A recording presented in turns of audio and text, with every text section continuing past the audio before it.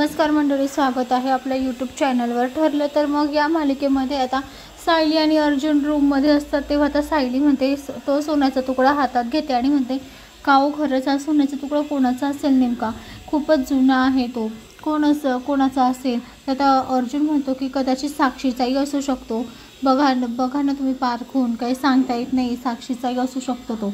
तर आता इकडे अर्जुन आणि सायली दोघंही छान बोलत असताना आता त्या ठिकाणी प्रिया येते।